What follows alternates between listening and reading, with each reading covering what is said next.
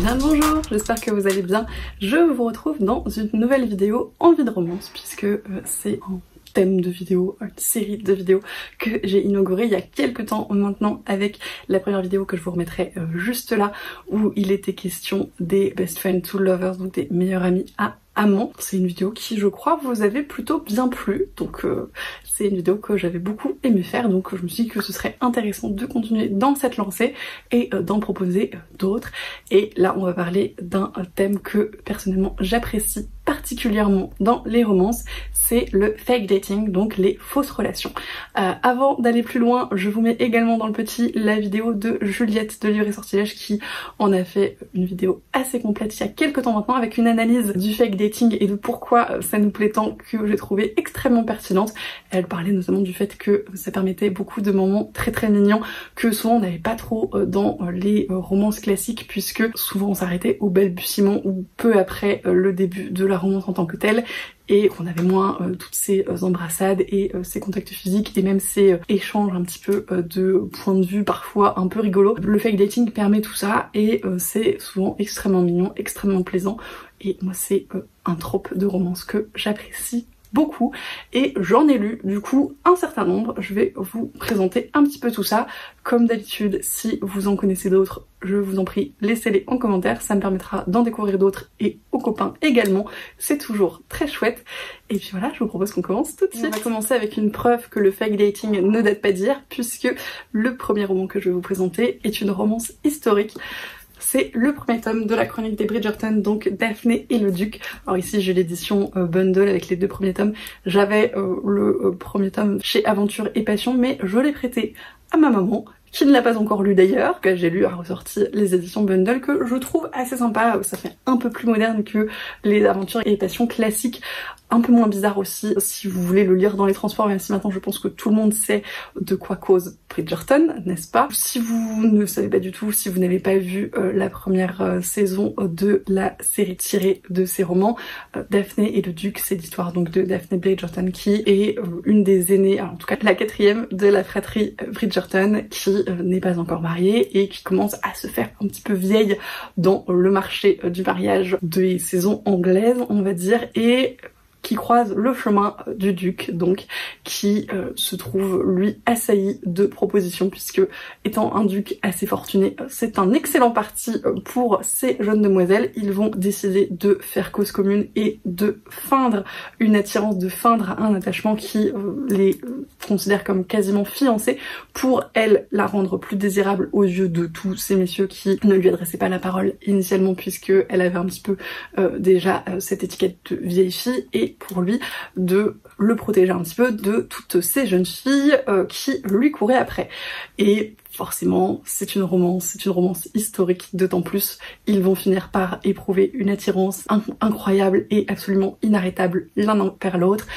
Il y a quelques scènes de sexe explicite dans ce récit, comme dans la série qui en est tirée, qui est, je trouve, une formidable adaptation que je vous conseille expressément de regarder si vous aimez ce côté très historique.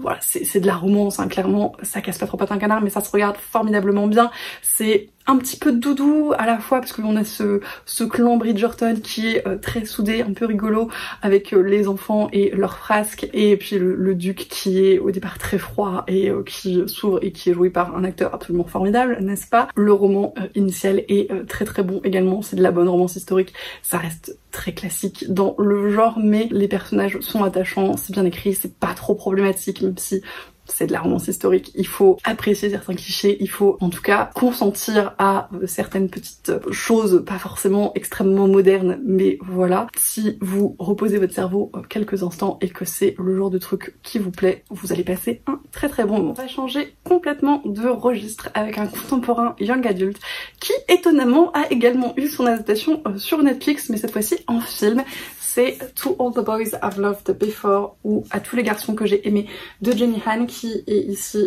chez Simon & Schuster, puisque j'ai la version en version originale, mais qui a été traduite en tout cas en français. Je vous remettrai toutes les infos de toute façon en barre d'infos. To All the Boys I've Loved Before, ça raconte l'histoire de Lara Jean, qui est une adolescente somme toute sans histoire, mais qui justement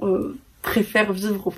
ses histoires dans sa tête et a un petit peu de mal à s'intégrer dans des histoires adolescentes. Tout le monde, elle vient un peu en décalage globalement avec les gens de son âge, et notamment tous les sentiments amoureux qu'elle a pu ressentir dans sa vie, elle les a écrits pour un petit peu s'en libérer, et du coup c'est des lettres qu'elle n'a jamais envoyées, qu'elle garde bien précieusement pour se rappeler un petit peu de tout ce qu'elle a pu ressentir à ces moments-là. Sauf qu'un jour, ces fameuses lettres sont envoyées et reçues par les intéressés.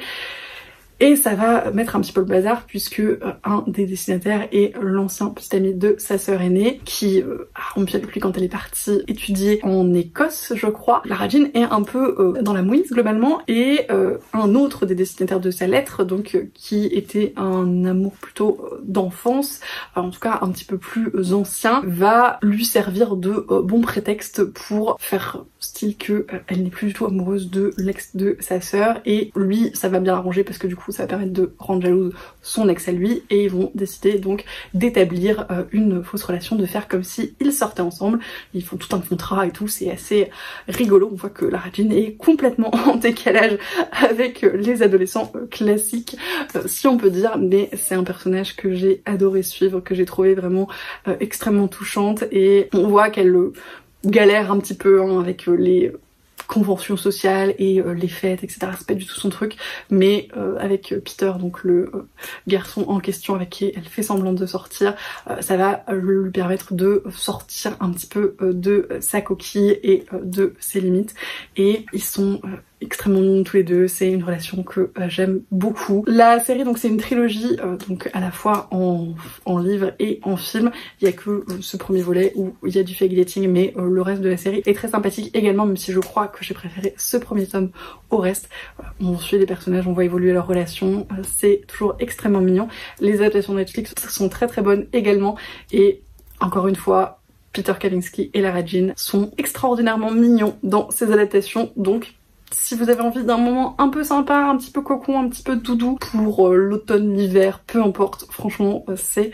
juste ce qu'il vous faut. Moi c'est des adaptations que je regarde encore avec plaisir dans les moments de down, un petit peu de déprime. Ça fait beaucoup de bien, et le livre c'est un petit peu le même principe, même si c'est un petit peu YA, un petit peu jeune adulte parfois par certains côtés. Il y a un petit peu voilà de je t'aime moi non plus, et de problèmes de communication qui parfois sont un petit peu frustrants on va dire, mais ça reste de très très bons récits, très très légers, très très agréables, et encore une fois extrêmement mignons. Ensuite, on va monter un petit peu dans les tranches d'âge, puisqu'on va parler de new romance, et notamment de romance à l'université, avec le tome 2 de Briar Université, donc de Elle Kennedy, qui s'appelle The Risk et qui est paru chez Hugo Roman. C'est une romance à l'université, c'est la série spin-off de Off Campus de Elle Kennedy, toujours, qui sont voilà toutes dans la même université de Briar, autour de l'équipe de hockey du campus et de tout ce qui gravite autour de ces joueurs, et donc des petites amies qui vont finir par grossir progressivement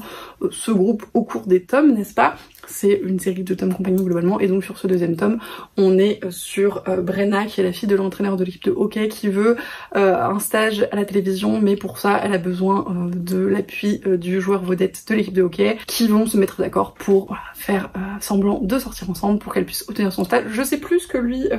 obtient à la fin voilà, pour que ce soit une contrepartie équitable, mais toujours est-il que ça a l'air de fonctionner, et globalement, vous vous en doutez, c'est de la romance à l'université. Ils vont aussi finir par éprouver de vrais sentiments l'un envers l'autre. Il y a quelques scènes de sexe explicites dans ce récit, comme dans tous les autres romans de Elle Kennedy que j'ai pu lire, que ce soit pour Off Campus et The Briar. C'est de la new romance, donc voilà, par définition presque, il y a des scènes de sexe, mais pas à outrance, je dirais. Il y en a plus que dans certains, mais moins que dans d'autres, ça vous aide beaucoup. Voilà, c'est relativement pas trop mal dosé, il y en a peut-être un peu plus que certains ne l'apprécieraient. Moi ça m'a pas dérangé personnellement dans ma lecture, mais voilà, si vous aimez pas du tout ça, il y en aura peut-être un peu trop pour vous. Toujours est-il que c'était une lecture très très chouette, ça se lit tout seul, c'est très très addictif. J'aime beaucoup le style d'Elle Kennedy. Je ne sais pas si c'est mon tome préféré de Briar, j'ai pas fini la série encore donc je ne saurais pas dire, mais globalement c'était un très très bon moment de lecture, une lecture très très légère, assez drôle, assez pleine d'humour comme peuvent l'être tous les autres romans de l'autrice, donc c'était formidable. Une lecture toute récente et un de mes derniers coups de cœur en matière de romance adulte. bien évidemment The Love Hypothesis de Ali Hazelwood, publié aux éditions Hauteville. C'est l'histoire de Adam et de Olive qui travaillent tous les deux dans le laboratoire de l'université de Stanford dans des départements différents. Et encore une fois, par un concours de circonstances, ils doivent faire semblant de sortir ensemble parce que Olive veut faire croire à sa meilleure amie qu'elle est passée au-dessus de son rendez-vous avec je ne sais plus qui, mais qui intéresse en tout cas sa meilleure amie, et Adam a besoin de faire croire à l'université qu'il est stable et dans une relation pour qu'il lui donne des fonds pour continuer ses recherches. En gros, c'est le point de départ de cette histoire, et à la fois pas tant que ça parce que c'est beaucoup plus loufoque que ce que je vous ai présenté, vraiment comme je vous le disais dans ma vidéo dernière lecture que je vous mets juste là. C'est un début de récit qui est extrêmement étonnant, extrêmement drôle. On est vraiment propulsé dans cette histoire, dans une situation auquel on ne s'attendrait pas du tout pour les premières pages d'un roman, mais c'est extrêmement drôle, extrêmement bien fait. La plume de l'autrice est pleine d'humour, le personnage d'Oli que on suit dans ces pages est incroyable et formidable et m'a beaucoup touchée, m'a beaucoup fait rire. Je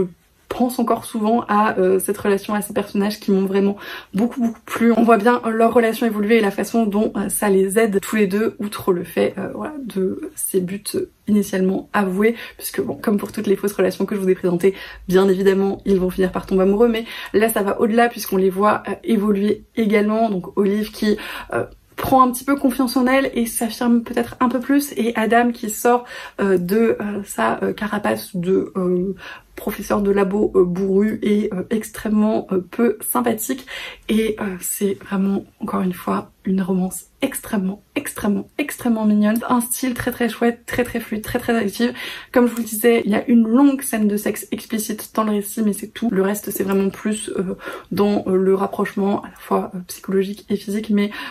sur voilà, de la tension, des choses comme ça que ça se joue, et franchement c'est formidable. Si vous n'avez pas encore découvert l'autrice, c'est sorti assez récemment en traduction, hein, donc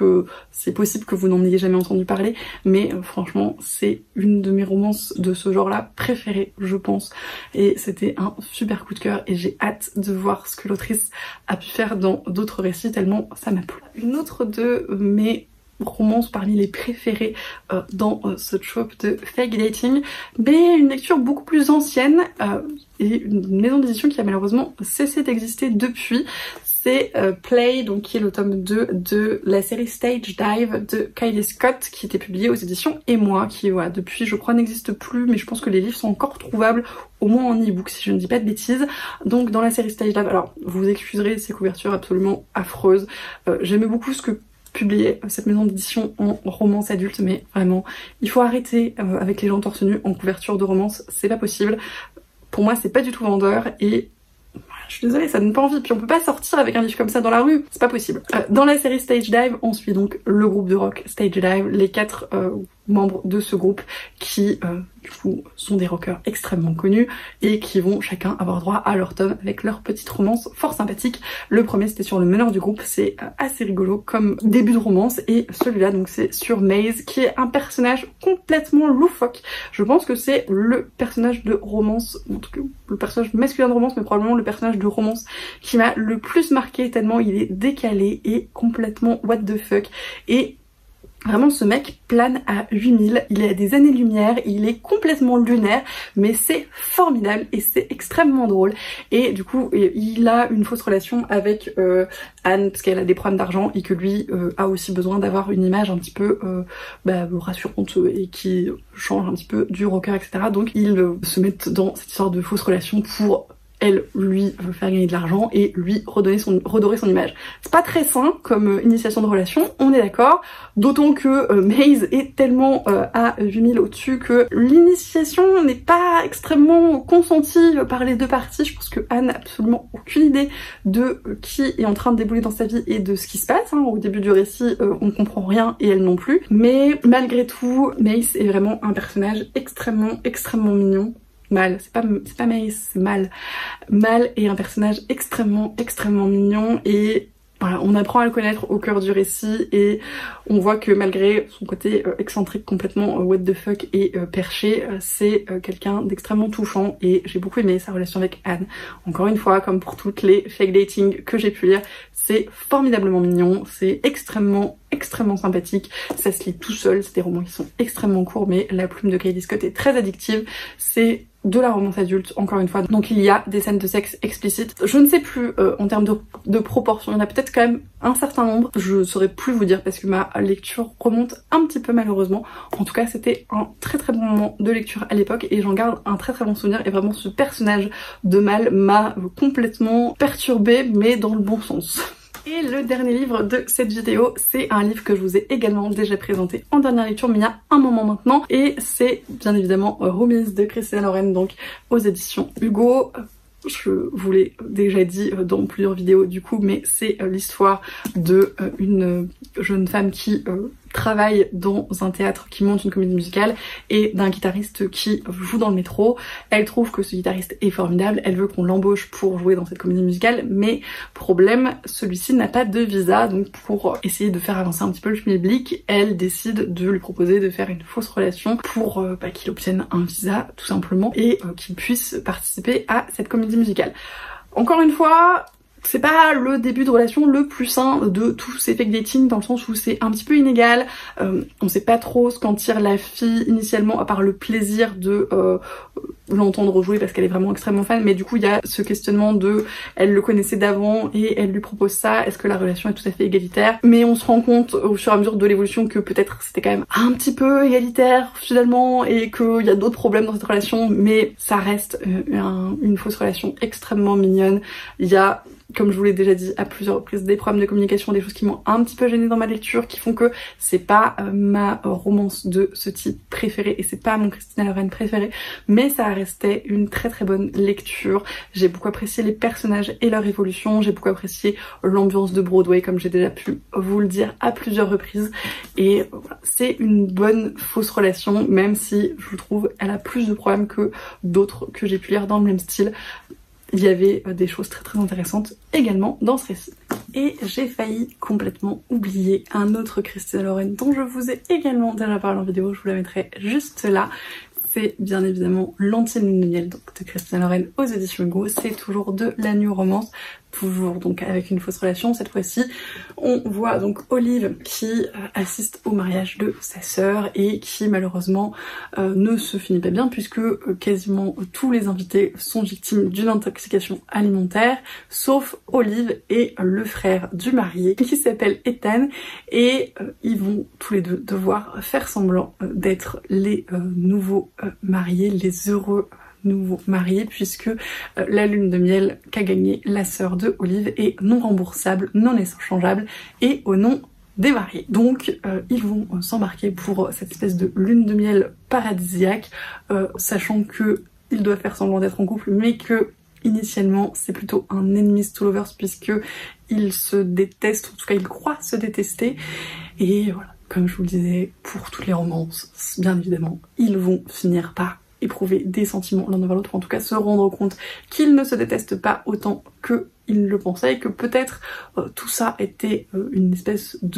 d'accumulation de malentendus un petit peu bizarres et pas éprouver voilà, des sentiments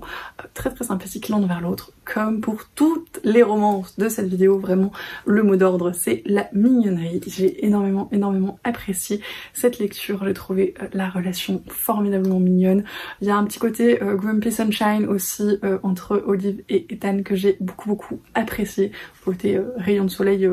grognon, puisque lui est assez taciturne, pas très abordable et elle est un petit peu plus exubérante même si elle est un peu Miss Catastrophe également. Globalement ces petits ingrédients m'ont fait passer un super moment de lecture. Je l'ai largement préféré à Roomies si vous voulez découvrir Christina Lauren et que vous savez pas trop par quoi vous lancer. Je pense que c'est une des romances des autrices que je préfère, donc je vous la recommande très chaudement. Et je voulais également vous parler d'un livre que je n'ai pas encore lu mais dont j'ai déjà vu la l'adaptation, puisque des fois je fais les choses dans le désordre et c'est mal. C'est Purple Heart qui est sorti sur Netflix cet été je crois, parce que toutes les fake dating du monde ont été adaptées sur Netflix apparemment. Purple Heart, je sais pas si je vais réussir à le dire correctement d'ici la fin de cette vidéo, c'est donc un film adapté de la romance du même nom qui raconte l'histoire d'une jeune fille qui n'arrive pas à payer son insuline puisque les États-Unis et leur système de santé c'est vraiment l'enfer, et qui, par un concours de circonstances, rencontre un soldat américain qui va partir dans le Moyen-Orient parce que les soldats américains, et qui du coup décide de faire semblant d'être mariée parce que comme ça elle peut toucher l'assurance de son mari pour payer son insuline. Et j'ai beaucoup aimé ce film globalement. Alors je ne sais pas du tout ce que vaut le livre puisque je ne l'ai pas lu, peut-être que je le lirai un jour parce que ça m'a pas mal intriguée. C'est marrant parce que je ne savais pas du tout que c'était une adaptation initialement, j'avais juste vu la bande-annonce et je me suis dit que ça avait l'air d'une bonne comédie romantique, pas prise de tête, à voir tranquillement un soir, donc c'est ce que j'ai fait et j'ai passé un très très bon moment, mais à un moment donné je me suis dit c'est marrant, on dirait une romance. Et effectivement, c'est tiré d'une romance, donc comme quoi ça se voit quand c'est tiré d'un livre, même quand on ne le sait pas. J'ai bien aimé ce film, notamment parce que j'ai trouvé qu'il abordait quelque chose que j'ai rarement vu, notamment dans des films américains, c'est cette question du racisme chez les soldats américains et de l'ingérence un petit peu de l'armée américaine donc au Moyen-Orient, et donc c'est abordé par ce personnage féminin qui ne se laisse pas faire globalement, hein, et c'est dans les joutes verbales d'ailleurs que je me suis dit que ça avait l'air d'être tout droit tiré d'un livre de romance, puisque on sent que les joutes verbales sont bien travaillées et que la fille elle en a gros sur le cœur, et que voilà, en termes de sexisme, de racisme, d'intolérance, tout ça dans l'armée, elle a des choses à dire et elle aimerait bien que les choses changent, et ça j'ai trouvé déjà extrêmement intéressant et en plus extrêmement étonnant pour un film américain qui en général sont pas les premiers à être comment dire, critiques envers leurs propres fautes, leur propre flow, leurs propres limites. Donc ça j'ai trouvé ça très très chouette. La relation en elle-même est assez mignonne. J'ai bien aimé l'actrice principale. L'acteur était sympathique mais pas transcendant à mon sens. Voilà, il y a des péripéties qui font qu'il se rapproche au-delà de la mission initiale. Je crois que tout est spoilé dans la bande-annonce, donc ne la regardez pas forcément si vous voulez être surpris du livre ou du film, mais voilà. Et ce que j'ai trouvé assez intéressant aussi, c'est que du coup la protagoniste est chanteuse, et donc on a tout cet aspect là de groupe de musique, et du coup elle crée des musiques en rapport avec le fait que son faux mari soit parti à la guerre, etc. Donc c'est quelque chose que j'ai trouvé plutôt intéressant. Les musiques sont assez sympathiques, ça s'écoute bien, ça reste un peu en tête même, donc c'était pas désagréable, et c'est un film qui m'a fait passer globalement un bon moment. C'est pas le film de l'année, c'est pas transcendant, mais c'était une bonne romance tranquillou, une bonne comédie romantique. Et si vous avez l'occasion de la voir sur Netflix ou de lire le livre qui du coup n'a pas encore été traduit, je ne sais pas si ce sera le cas à un moment donné, mais en tout cas pour l'instant il n'est disponible qu'en anglais. C'était assez sympa. C'en est tout pour cette vidéo du coup sur les fake dating, fausses relations. J'espère que ça vous a plu. Comme je vous le disais en début de vidéo, n'hésitez pas à me dire si vous en connaissez d'autres. Il y en a beaucoup des tropes de fake dating. Globalement c'est je pense un des scénarios de romance qui a fait couler le plus d'encre, hein. En même temps je comprends, hein, c'est un de mes tropes préférés aussi, donc on ne va pas se plaindre. Je vous renvoie, comme je vous le disais en début de vidéo, à la vidéo de Juliette qui en a extrêmement bien parlé également, qui propose, je crois, alors il y a certains livres qu'on a lus toutes les deux, que je vous ai présenté aussi, mais il y en a d'autres que je ne connaissais pas et qu'elle présente en vidéo, donc si ça vous intéresse, et voilà, si vous en connaissez d'autres, dites-moi en commentaire, je serais ravie d'en découvrir de nouveaux. Je vous remercie comme d'habitude de tous vos commentaires, de tous les échanges qu'on peut avoir ici ou sur Instagram. C'est toujours un plaisir de vous lire et d'échanger avec vous. Et voilà, si vous avez d'autres idées de tropes de romance, de scénarios de romance que vous voyez un petit peu dans vos lectures mais que vous aimez bien et que vous aimeriez retrouver ailleurs, ou que vous aimez pas du tout mais peut-être que vous vous dites qu'il y aurait d'autres romances qui vous plairaient plus, n'hésitez pas à m'en proposer d'autres. C'est pareil, j'ai d'autres idées de vidéos pour les envies de romance, mais je n'ai pas la prétention de dire que je ne serai jamais à court, donc si vous avez d'autres idées, je vous laisse me dire tout ça. Et moi comme d'habitude, je vous souhaite d'excellentes lectures et je vous dis à la prochaine.